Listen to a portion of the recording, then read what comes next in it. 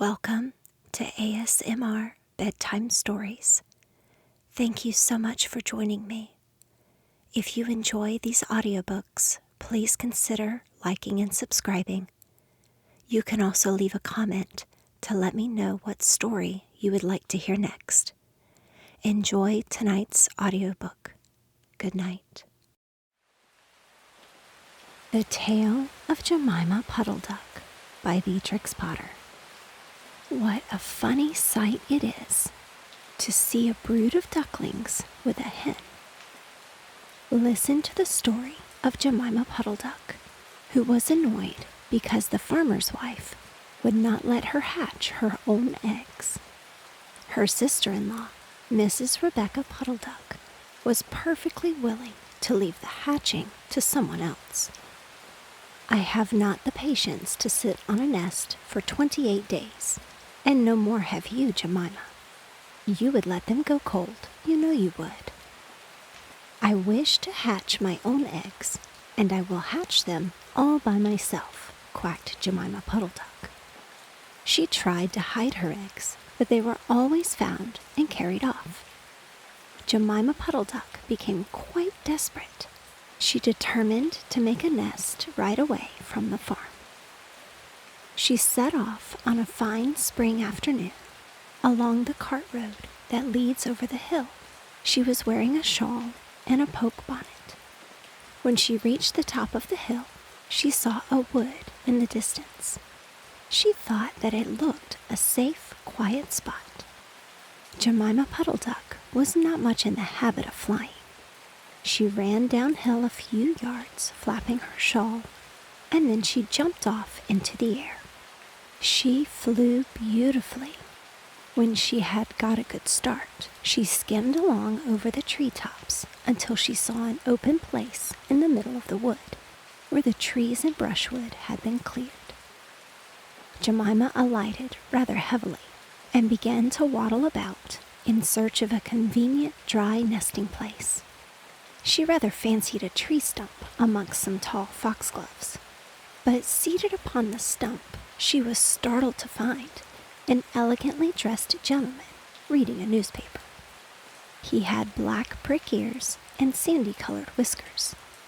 "Quack," said Jemima Puddle-Duck, with her head and her bonnet on one side. "Quack." The gentleman raised his eyes above the newspaper and looked curiously at Jemima. "Madam, have you lost your way?" said he. He had a long, bushy tail, which he was sitting upon, as the stump was somewhat damp. Jemima thought him mighty civil and handsome. She explained that she had not lost her way, but that she was trying to find a convenient dry nesting place. "Ah, is that so?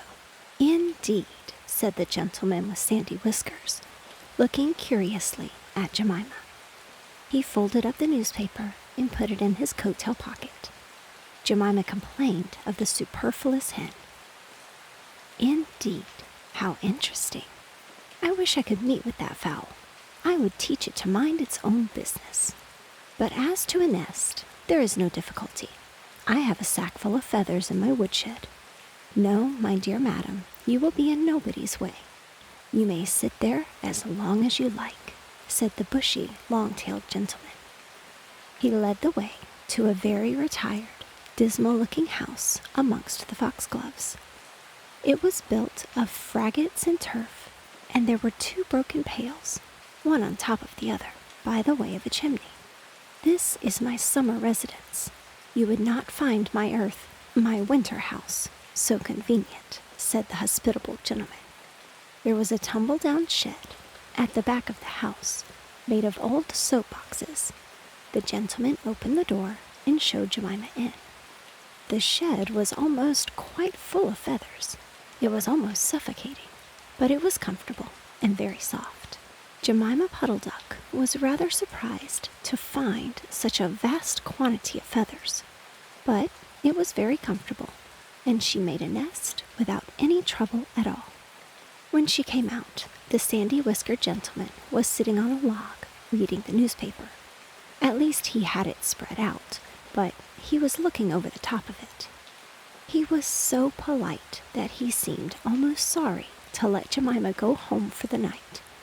He promised to take great care of her nest until she came back again the next day.